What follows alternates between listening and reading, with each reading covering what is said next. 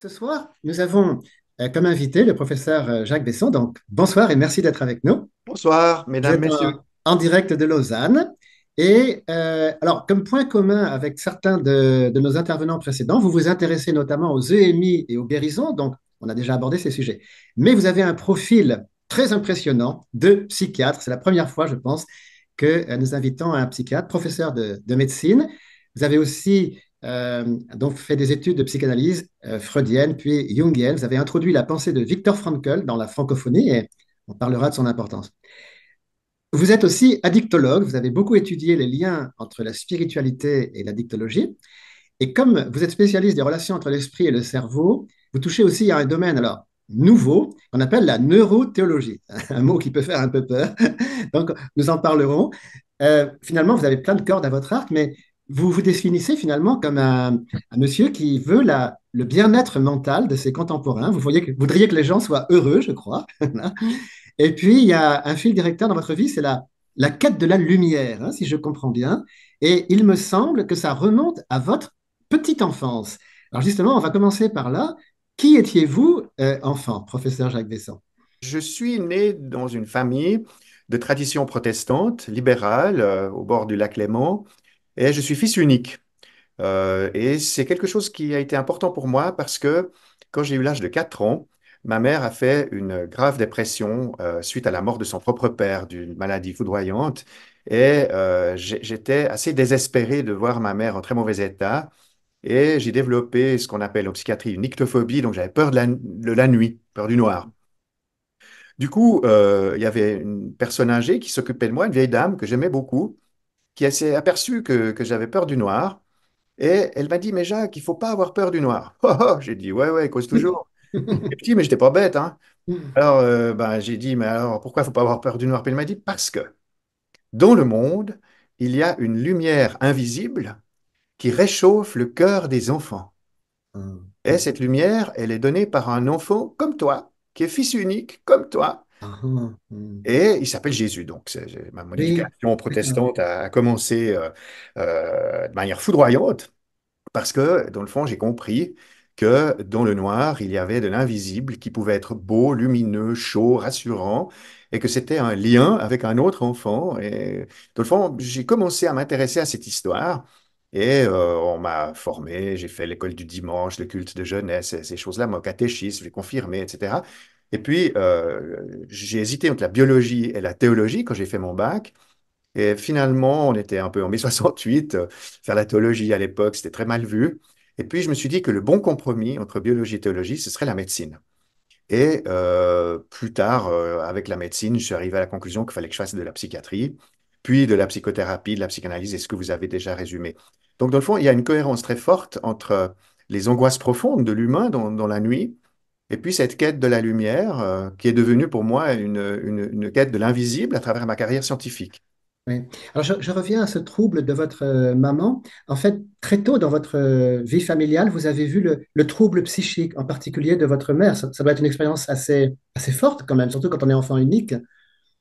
Oui, alors après, les termes spécifiques que j'ai découverts en analyse, notamment, moi, j'aime la psychanalyse anglo-saxonne, on appelle ça le hopelessness et le helplessness. Mhm. Donc, des enfants qui sont sans espoir et sans aide parce qu'ils se retrouvent face, dans le fond, à ce que André Green appelle la mère morte.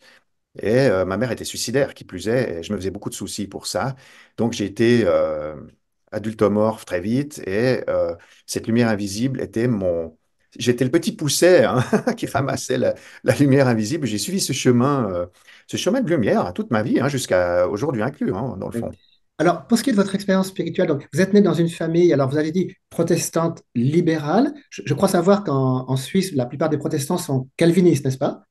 Alors, Alors, c'est pas tout à fait exact. Donc, oui, ok. bon, bien sûr, l'Église genevoise est calviniste pur Oui, jus, mais les oui. Vaudois, dont je fais partie, ont été occupés militairement par les Bernois pendant 300 ans. Et les Bernois étaient disciples de Zwingli, qui était le À réformateur Zwingli, oui. de Mhm. Zurich. Donc, dans le canton de Vaud, on a une culture d'origine zwinglienne, calviniste, et puis on connaît beaucoup les luthériens qui sont pas très loin, dans Suisse alémanique aussi. Enfin bref, de toute façon, dans le canton de Vaud, c'est peut-être quelque chose qui ne va pas intéresser vos téléspectateurs, mais il y avait au 19e siècle un réveil spirituel important dans l'Église protestante.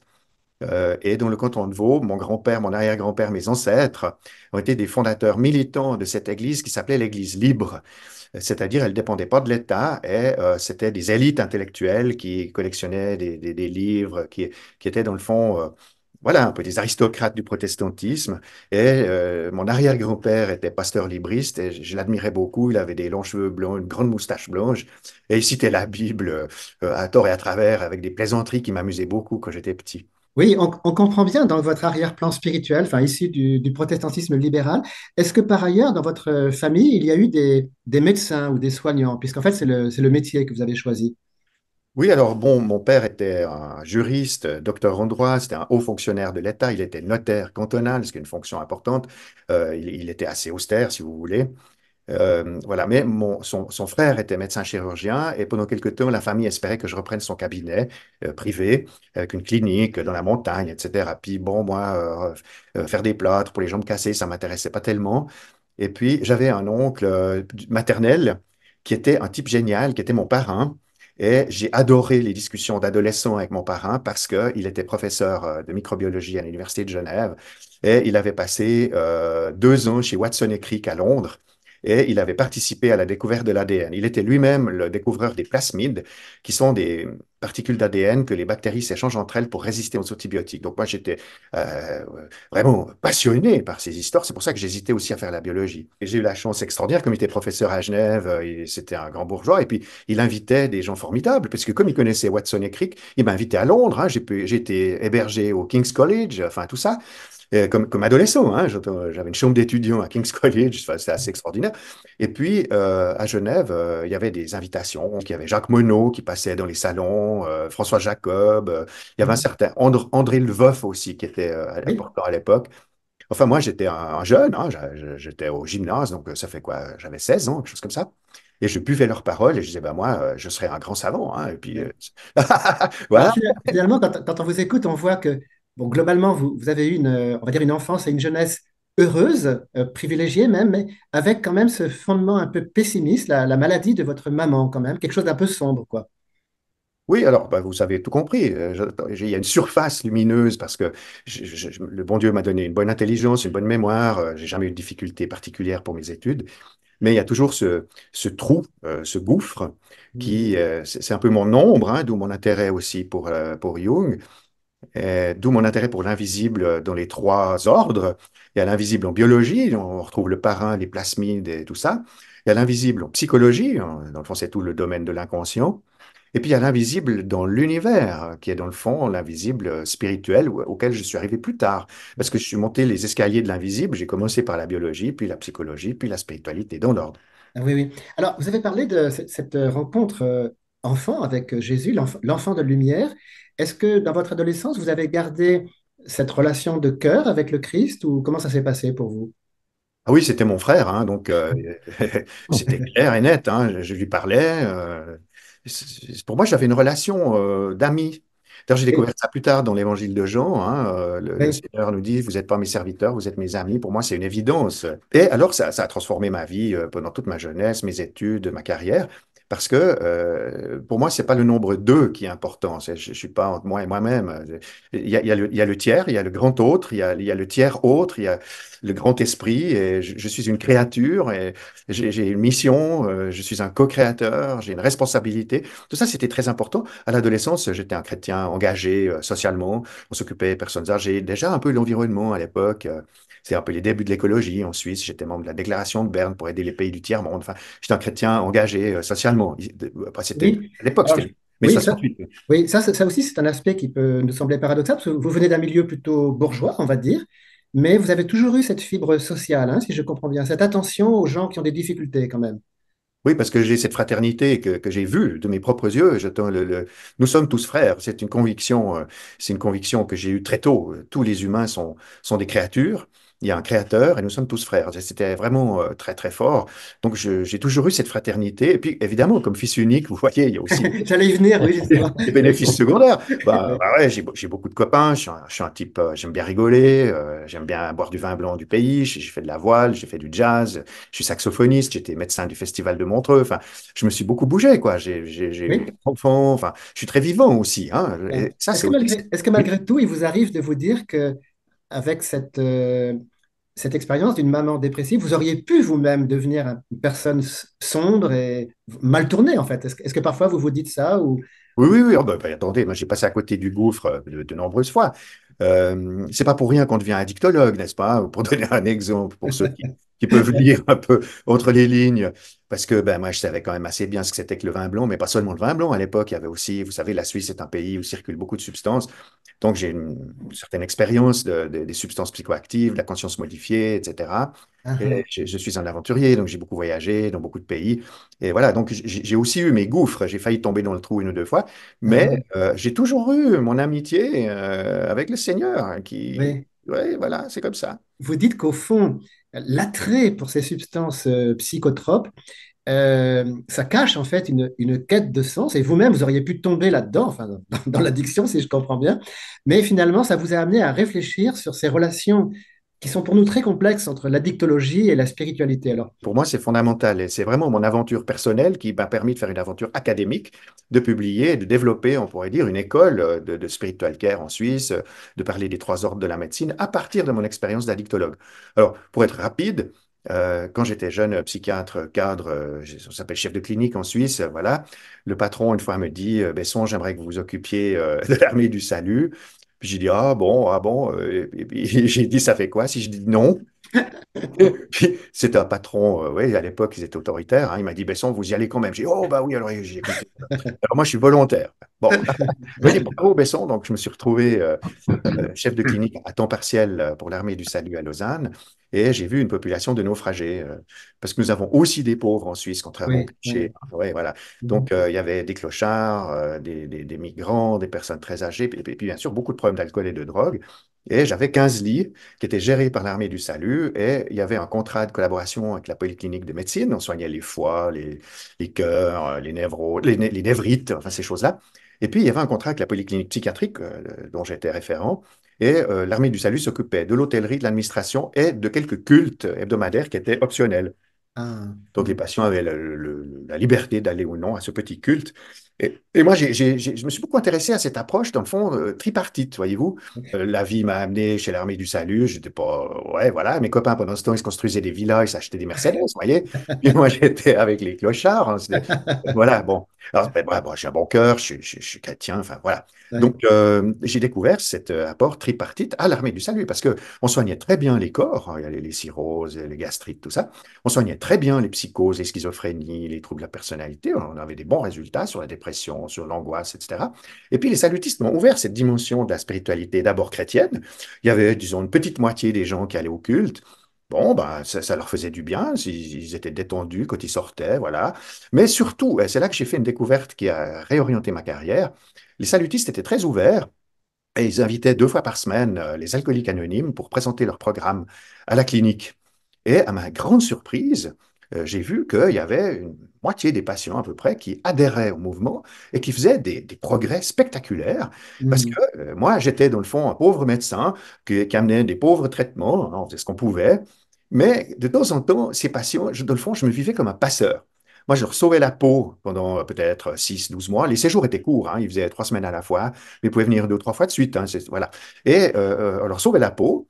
Et puis, quand ils adhéraient à Alcooliques Anonymes, ils revenaient peignés, soignés, qu'un job, ils étaient impeccables. Et moi, ça m'a vraiment scotché. Je me suis dit, mais ça, c'est vraiment bizarre. Et Mhm. alors, je vous la fais courte, j'ai fait toute une recherche sur les alcooliques anonymes aux États-Unis, en Europe, j'ai pris contact avec eux, etc. Puis j'ai eu la chance de faire un séjour sabbatique à Harvard Medical School à Boston. Et par chance, j'étais au début de l'imagerie cérébrale fonctionnelle et j'ai pu faire les premières imageries cérébrales d'alcooliques et de toxicomanes. Et notamment, il y a eu des travaux sur les réunions d'alcooliques anonymes et de narcotiques anonymes qui font la prière de la sérénité avec des scanners et on voit des transformations et on a des études cliniques épidémiologiques qui sont suivies. Il y a eu des études sur des années. Est-ce que vous pouvez résumer un petit peu la démarche des alcooliques anonymes? Ah oui, bien volontiers. Donc, le mouvement est né d'une décision qu'ont prise le docteur Bob et monsieur Bill. Alors, le docteur Bob était le médecin de monsieur Bill et ils étaient tous les deux complètement alcooliques. Donc, ils prenaient des cuites pendant les consultations et puis un jour, ils en ont eu marre. Ils en ont eu marre d'en avoir marre et ils étaient assez proches du mouvement Spirit. Et Bill, un jour, en état de conscience modifié, donc en écriture automatique, a reçu l'inspiration d'écrire 12 étapes de rétablissement. Alors, il les a écrites comme ça, en écriture automatique, et puis ça a fondé une thérapie par la fraternité entre les malades qui se rencontrent régulièrement, dans l'anonymat précisément, et qui parlent d'eux-mêmes en confessant, dans le fond, ce qui leur est arrivé en toute vérité. Et il y a des parrainages, et les anciens accompagnent les plus jeunes. Et ces groupes de parole sont très structurés, puisqu'il y a effectivement 12 étapes pour le rétablissement. La première étape, elle est assez simple, mais elle n'est pas si facile. La première étape, c'est d'admettre que l'alcool et la drogue sont plus forts que nous. Ça, c'est l'étape Hmm. numéro un. Hmm. Eh ben, c'est pas simple, hein? Alors, ça veut dire que finalement, on ne culpabilise pas la personne alcoolique, on dit qu'au fond, elle est malade, Elle est malade. voilà, mais que si elle veut, elle peut sortir de cette calamité, quoi. Alors, nous allons y arriver parce que l'étape numéro 2, elle définit précisément les enjeux spirituels. L'étape numéro 2 dit, nous avons convenu que seule une puissance supérieure, ou Dieu tel que nous le concevons, donc il y a une grande liberté, donc cette puissance supérieure, seule une puissance supérieure est capable de nous aider à nous libérer de l'alcool et nous devons, alors après il y a les étapes de rétablissement, il faut avouer ses fautes, il faut arrêter de mentir, il faut s'appuyer sur ses frères, et puis il y a une solidarité mondiale, quand ils voyagent, ils peuvent aller d'une ville à l'autre, d'un groupe à l'autre, il y a des, si vous voulez, c'est des alumni, hein, ils s'accompagnent, il y a des parrainages, c'est vraiment un mouvement magnifique qui est spirituel sans être religieux. Et ça m'a vraiment beaucoup frappé. Quel est le regard de la moyenne de vos confrères, et je pense notamment à des psychiatres plutôt matérialistes, qu'est-ce qu'ils pensent de cette méthode des alcooliques anonymes, en général? Alors, il y a deux réactions assez favorables. La première, c'est que mes confrères, ils savent pas quoi faire avec les alcooliques, déjà, un. Donc, ils sont tout contents quand, quand ils adhèrent au mouvement, parce qu'ils disent, bah, comme ça, ils s'en sortent entre eux, hein, ils n'ont pas besoin de moi. Donc, ça, c'est le côté négatif, si vous voulez. Donc, bon débarras, il va chez les AA, je le vois plus. Bon. Mais il y en a d'autres qui sont plus subtils et qui disent que dans le fond, c'est très intéressant parce que les 12 étapes, c'est assez précisément le programme d'une psychothérapie cognitive comportementale. Ah, Donc, hmm. des étapes de rétablissement, de remédiation cognitive. On voit le monde autrement, on fait un cheminement de changement de point de vue hein, sur soi, sur les autres, sur le monde. Et dans le fond, c'est une psychothérapie, mais autopoïétique, si vous voulez, qui a été Oui, oui. reçue par automatique, par écriture automatique, et quand même assez Oui. étonnant. Alors, ça c'est intéressant parce que on est au cœur du sujet. Au fond, ces personnes ont reçu une sorte de révélation. Ça peut nous paraître un peu irrationnel, mais finalement, on s'aperçoit qu'il y a peut-être un soubassement scientifique derrière cette révélation qui est apparue d'une façon étrange, quand même, en écriture automatique, quoi. Oui, alors ça, c'est le mystère qui reste entier. Comment marche l'écriture automatique? On a quelques hypothèses. Aujourd'hui, il y a eu des scanners sur des gens qui faisaient ça. Je vous en parlerai après si vous voulez. Mais disons, ce qui est intéressant, c'est que dans le fond, vous voyez, pour moi, il y a trois ordres en médecine. Il y a un ordre biologique, il y a l'alcool, il y a les drogues, il y a le cerveau. Voilà. Il y a un ordre psychologique. On a vécu des traumatismes, des séparations. Je pense à ma mère. Voilà. Et puis, il y a aussi le sens de la vie, qui sont plutôt des questions existentielles. Ouais. Et Mm. dans le fond, Alcoolique Anonyme, on a pu faire des recherches qui montrent que ce mouvement spirituel non religieux répond aux trois ordres. Parce Mm. que quand on fait des scanners d'alcooliques anonymes qui récitent en se donnant la main la prière de la sérénité, hein, ça leur fait du bien et on voit en imagerie cérébrale fonctionnelle la sécrétion de dopamine, d'endorphine, d'ocytocine, donc de sérotonine, donc tous ces neurotransmetteurs sont mobilisés par cet élan de solidarité, de fraternité et d'espérance finalement, qui fait du bien. Donc du coup, il y a une base neuroscientifique de la prière, il y a une base psychothérapeutique du mouvement, et il y a une base spirituelle, parce que finalement, c'est le grand autre qui permet de changer. Voilà, on s'en remet à une puissance supérieure. Voilà. Dans le fond, moi, j'ai découvert les fondements du spiritual care avec l'armée du salut, les alcooliques et la psychiatrie lourde. Nous vivons dans un monde d'addiction aujourd'hui, des addictions de masse. Et souvent, quand on pense à ça, on ne pense pas du tout à la spiritualité, mais enfin, il y a toujours eu des chercheurs pour essayer de voir un lien entre la spiritualité et ces substances. Alors finalement, qu'est-ce qu'on sait aujourd'hui d'un point de vue médical sur ces substances psychotropes? Alors, pour un addictologue, il y a trois grands groupes de substances dans la nature. Ce sont les sédatifs, ça commence avec l'alcool, hein, vous pouvez faire un coma éthylique si vous poussez les doses, et ça se termine avec les opiacés, vous pouvez faire une overdose d'héroïne. Bien sûr, il y a tous les tranquillisants entre deux. Et l'effet recherché, c'est la sédation, l'anxiolyse, donc diminuer l'angoisse. Euh, Là, il y a du monde, il y a du monde. hmm, Ensuite, il y a un deuxième groupe qui est l'inverse, ce sont les psychostimulants. Ça commence avec la caféine, la nicotine, ça termine avec la cocaïne, mais ça passe par toutes sortes d'amphétamines qui peuvent être très puissantes. Et l'effet recherché, c'est la puissance, la oui, force. On reste quand même sur le troisième groupe des substances qui sont les perturbateurs ou effectivement les psychédéliques dans certains cas, qui, eux, donc modifient la conscience. Alors, l'effet recherché, dans le cas particulier, c'est d'élargir la conscience. Ça peut être l'ayahuasca en Amazonie, les champignons chez nous dans les montagnes, ou bien sûr le LSD de Monsieur Hoffman à Bâle. Donc les psychédéliques sont prisés par les gens qui veulent faire des expériences de conscience modifiée. Et il y a des auteurs qui ont montré que la plupart des religions dans leur histoire ont utilisé les psychédéliques pour des cérémonies. On peut évoquer les mystères d'Éleusis, qui étaient dévolus à la déesse Déméter, qui était la déesse des céréales. Et au fait, on a de bonnes raisons de penser que dans les mystères d'Éleusis, les gens prenaient de l'ergot de seigle et faisaient des hallucinations et des délires mystiques coordonnés par le prêtre. Et ils devaient jurer le secret parce qu'ils avaient fait souvent des expériences de mort imminente. Ils avaient vu de l'autre côté du mur donc, quand vous évoquez les religions et les psychédéliques, vous n'avez pas tort. Mais ce qu'il faut dire surtout, c'est que l'addiction, aujourd'hui, elle est complètement profanée. Il n'y a absolument plus aucun rituel, aucune sacralité quelconque. Les gens se bourrent la figure, ils s'intoxiquent pour, dans le fond, se distraire et pour se soigner en automédication pour certaines choses, ou composer des frustrations. Donc, on est dans un monde complètement désacralisé. Alors que, dans le fond, nos ancêtres, on peut même remonter jusqu'au peuple racine, ils utilisaient les substances psychoactives, quelles qu'elles soient, comme des médecines. D'ailleurs, les chamans étaient à la fois prêtres et médecins. Hippocrate était prêtre, hein, rappelons-le. Hippocrate hmm, était prêtre d'Asclépios. Et c'est en observant sa consultation de prêtre guérisseur qu'il a fait des classifications de maladies et qu'on est aujourd'hui en médecine occidentale. Donc, il faut aussi revenir aux sources. Et moi, c'est ce que j'ai fait, puisque je m'intéresse en Suisse à la médecine psychédélique, parce que, dans le fond, la science amène hmm. des nouvelles perspectives sur le cerveau, sur le rétablissement, sur la psychotraumatologie, sur la dépression profonde et récidivante, etc. Donc, je crois vraiment que la médecine des trois ordres, c'est très important. Il y a du biologique, il y a du psychologique et il y a du spirituel. Voilà. Comment se fait-il que notre époque soit tellement marquée par toutes sortes d'addictions? Qu'est-ce qui explique ça? Alors moi, j'ai trouvé la meilleure explication pendant 45 ans, j'ai cherché les explications, mais Hmm, la meilleure, je l'ai trouvée chez Viktor Frankl. Alors, Viktor Frankl est un psychanalyste viennois. Il est un peu plus jeune que Freud, mais il est neurologue et psychanalyste, comme on disait à l'époque.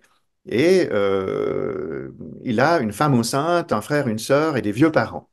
Et quand les nazis commencent à menacer les Juifs à Vienne, les proches de Freud l'exfiltrent à Londres, mais Frankl refuse de partir par loyauté à sa famille. Alors, ce qui devait arriver est arrivé. Il se fait déporter avec sa famille à Auschwitz et, par malheur, sa femme enceinte, son frère, sa sœur et ses deux vieux parents sont gazés. Bon, évidemment, il vit quelque chose de terrible, mais il ne se résigne pas et il utilise sa connaissance, sa compétence psychanalytique pour psychanalyser ce qui se passe dans le camp et pourquoi les gens survivent ou pourquoi ils ne survivent pas et ce que font les nazis, etc. Et il arrive à une conclusion qui est très intéressante, c'est que il est d'accord avec Freud pour dire que nous avons un inconscient individuel. Il y a des névroses psychosexuelles, c'est évident, voilà, à l'époque, tout le monde était d'accord avec ça. Mais lui, il dit, mais dans des conditions comme celles des camps, on s'aperçoit qu'il y a aussi un inconscient spirituel. Et que si Freud a raison de dire que le refoulement des pulsions individuelles provoque des névroses individuelles, ce qui est indéniable, eh bien, Frankl arrive à la conclusion que le refoulement de l'inconscient spirituel, parce que les gens ont une volonté de sens, et que si on refoule l'inconscient spirituel, eh bien, on provoque une névrose de civilisation, une névrose de civilisation ou névrose noogène, par analogie au nous de Platon, le troisième ordre, l'âme, et cette névrose de civilisation se caractérise par un phénomène qui nous concerne toujours et toujours plus aujourd'hui, qu'il a intitulé, c'est lui qui a trouvé ce nom, qui s'appelle le vide existentiel. Ah oui, donc ça correspond aussi à l'angoisse métaphysique, des choses comme ça, l'ennui. Peut-être, mais en tout cas, Oui. les trois symptômes décrits par Frankl, il a écrit ses premiers bouquins dans les années 47-48, puis plus tard d'autres ouvrages, mais le vide existentiel se caractérise par cette névrose de civilisation dont les trois symptômes principaux sont la dépression, l'agression et l'addiction. Hmm. Alors, je crois qu'il vous faut ouvrir votre poste de télévision ce soir pour vérifier si Frankel avait vu juste. Pour moi, il avait vu juste. Ouais. Je crois que le vide existentiel, avec ses trois symptômes, est une des principales clés d'explication à l'addiction contemporaine, à la violence contemporaine, à la dépression contemporaine. Et je crois que, dans le fond, comme je l'ai dit dans mon petit livre qui s'appelle L'addiction et spiritualité, et Jung avait raison, spiritus contra spiritum. Finalement, quand les gens prennent de l'alcool ou des drogues, ils abîment leur esprit, ils abîment Hmm. leur spiritualité, et c'est la formule alchimique se retourne. Spiritus contra spiritum, ça peut aussi dire que c'est la spiritualité qui va, dans le fond, soigner, guérir l'esprit des gens qui sont atteints par les drogues. Donc, je crois aujourd'hui qu'on peut dire que addiction et spiritualité sont les deux faces d'une même monnaie. L'addiction, c'est l'ombre qui nous donne l'illusion qu'on va s'en sortir, alors que la spiritualité, c'est la lumière qui nous mène vers le rétablissement et la lumière invisible. Hein, voilà, on est vraiment là. Quand on parle des addictions, il y a un côté très sombre, on pense à la déchéance. Malgré tout, il existe dans certains milieux un romantisme en fait des addictions. On pense notamment à certains poètes ou artistes maudits qui auraient créé sous l'influence des psychotropes. Quel regard vous portez vous-même là-dessus? Oui, oui, alors ça, c'est bien sûr. Écoutez, bah, allez dans les rues en France, puis vous verrez s'il y a beaucoup d'artistes. Hein, voilà. Non, mais il y a un problème qui est le suivant. D'abord, quand on discute des drogues, il y a le type de drogue, on en a parlé des trois grands groupes. Hein. Après, il y a le type d'usage, la consommation, à risque, à problème, des abus, la dépendance, c'est chaque fois une histoire différente. Donc, si les gens fument un petit pétard pour peindre un tableau, ça n'a rien à voir avec quelqu'un qui est complètement défoncé le matin à 5 heures dans le métro, ça n'a rien à voir, n'est-ce pas? Mhm, mhm. Ça, donc déjà, il faut faire la différence. Ensuite, il y a une autre dimension quand on est addictologue qu'on doit prendre en compte, c'est la question des comorbidités psychiatriques. C'est-à-dire, quand les gens prennent des drogues, souvent, il faut aller regarder s'il n'y a pas un trouble anxieux, un trouble dépressif, un trouble de la personnalité, une psychose, etc., etc. Et bien souvent, on découvre des comorbidités, par exemple des psychotraumatismes. Ça, c'est très fréquent. Les gens automédiquent leurs psychotraumatismes à l'alcool et aux drogues. Mais pour les artistes dont vous parlez, on sait qu'en général, il s'agit de troubles bipolaires. C'est-à-dire que les bipolaires, quand ils sont tout farallumés, qui dorment plus la nuit, ils prennent ce qu'ils ont sous la main, de l'alcool, des seringues, tout ce que vous voulez, et puis ils se mettent à écrire des poèmes, à jouer de la guitare, etc. Mais ce qui est porteur de créativité, c'est le trouble bipolaire, ça n'est pas la drogue. On a Mhm. même mis des artistes qui avaient pris des substances dans des conditions contrôlées, et on leur fait écouter ou voir leur œuvre artistique une fois qu'ils sont un peu dessoulés ou voilà, c'est vrai. Et ils disent que c'est beaucoup moins bon que ce qu'ils font quand ils sont sobres. Oui, Bon, maintenant, il y a le cas particulier des psychédéliques. Si vous voulez faire des dessins colorés et oui. géométriques, bon, bah, ça aide, mais c'est pas ça qui fait de vous un grand artiste. On va revenir donc à votre carrière. D'abord la psychiatrie. Qu'est-ce qui vous a amené à ce complément qui était la psychanalyse? Pourquoi à un moment donné vous avez aussi abordé, parce que c'est pas tellement courant chez les psychiatres. Enfin, ça peut exister, mais c'est un peu deux domaines à part souvent. Ah bah d'abord, j'ai fait quand même de la médecine générale. Avant, j'ai fait un peu de chirurgie, 2 ans de médecine interne, dont 6 mois de soins intensifs. Donc, j'étais un vrai docteur, hein, avec une vraie blouse blanche, un beau stéthoscope et tout et tout. Et puis, je me suis intéressé à la neurologie. J'ai fait un peu de neurologie. Je pensais que j'allais avoir les mystères de l'âme dans le cerveau. Et puis, dans le fond, j'ai été extrêmement déçu. La neurologie, il y a beaucoup d'impuissance, hein. Il y a des maladies vasculaires, maladies tumorales. J'étais très loin de mes aspirations. La médecine interne m'ennuyait un peu, c'était beaucoup de gériatrie. Et je me suis dit, ben, je vais aller faire un petit tour en psychiatrie pour voir. Et j'y suis resté parce que j'ai pris goût. J'avais des patrons magnifiques qui avaient séjourné aux États-Unis, etc. Et il y avait à l'hôpital, à la clinique psychiatrique universitaire de Seury, il y avait une tradition psychanalytique pour faire la psychothérapie des psychoses. On était connecté avec l'école bâloise de Benedetti, des gens comme ça. Et dans le fond, j'étais absolument passionné parce qu'on avait un institut de la famille où on faisait les premières thérapies systémiques, on est dans les années 80, et en même temps, les gens qui faisaient la thérapie systémique avaient des formations psychanalytiques. Donc moi, j'étais comme le poisson dans l'eau. J'avais une formation de médecine, de neurologie, de psychiatrie, de psychothérapie. Je me suis lancé en psychanalyse. Et puis, j'ai trouvé beaucoup de bonheur. J'ai fait 4 ans de psychanalyse personnelle, 4 heures par semaine sur le divan à mes frais, parce que voilà, ça coûte. Et puis j'étais concierge de mon immeuble pour payer mes séances.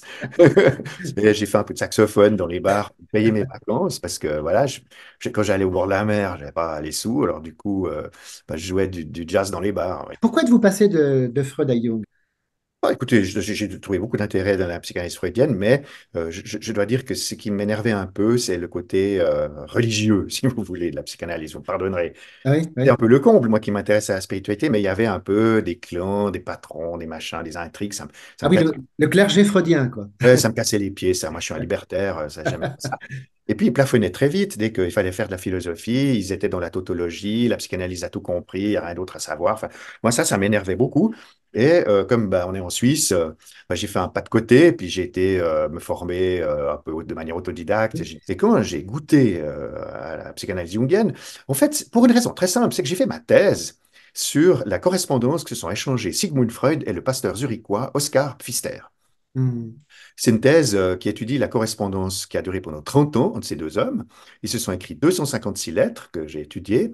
Il y a eu une omerta, le mouvement psychanalytique a beaucoup D'accord. gonflé cette histoire. Une longue correspondance de Freud, hein, elle a duré 30 ans, c'est incroyable. Oui, oui. Et Pfister était très loyal à Freud, mais c'était un ami de Jung. Et dans le fond, alors il a créé le lien entre les deux jusqu'en 1912, où il y a eu la rupture que l'on sait entre Freud et Jung. Et Pfister Hmm. est resté freudien, mais il a écrit des choses. Et bah, quand on fait une thèse, on s'intéresse à tout. J'ai lu la correspondance, évidemment, entre Freud et Jung. J'ai lu beaucoup de livres. Et je suis arrivé à la conviction que avait une ouverture différente. Dans le fond, pour faire très court et pour nos auditeurs, dans le fond, si Freud voit la pulsion, disons, biologique, hein, la libido qui se démultiplie dans la culture, donc dans le fond, la pulsion sexuelle, comme on dit, ou psychosexuelle, qui est dans le fond l'origine de la psyché et de l'énergie psychique, Jung, lui, n'est pas tout à fait d'accord. Lui, il voit Hmm. qu'il y a une énergie propre dans la culture, qu'il n'y a pas seulement un inconscient individuel, mais un inconscient collectif. Que dans Hmm. cet inconscient collectif, nous sommes habités par des archétypes, c'est-à-dire des idées forces qui accompagnent l'humanité probablement depuis l'origine et qui nous influencent dans nos rêves, dans nos décisions. Et alors, il y a toute la théorie jungienne de l'ombre, etc., de la quaternité, de l'alchimie. Enfin, je me suis passionné pour tout ça. Et évidemment, ma thèse m'a beaucoup aidé parce que j'ai découvert que, dans le fond, Pfister était le précurseur de Eugène Drewermann, qui était un théologien allemand très important, qui a beaucoup écrit et travaillé sur psychanalyse et christianisme, notamment sa thèse sur le mal, etc. Ce qui Hmm. m'a beaucoup piloté parce que j'ai été superviseur pendant une dizaine d'années des exorcistes du diocèse. Et donc, la Hmm. question du mal, pour moi, elle se passe entre le biologique, le psychologique, le psychotraumatologique et la culture. Oui. Il y a peut-être de l'inconscient collectif et il y a peut-être des choses mauvaises qui se baladent dans le monde. Ça n'est pas impensable. À quel moment donné vous avez découvert Frankl?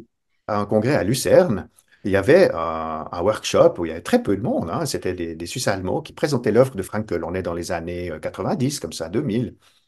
Et par curiosité, j'ai dit, c'est quoi cette histoire, Frankl? Je vais aller jeter un œil.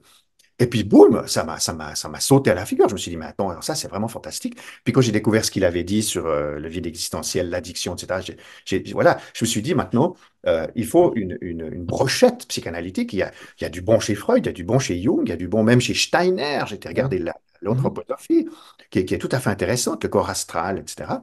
Et puis, je suis arrivé à Frankl parce que, dans le fond, il propose la logothérapie, qui est Oui.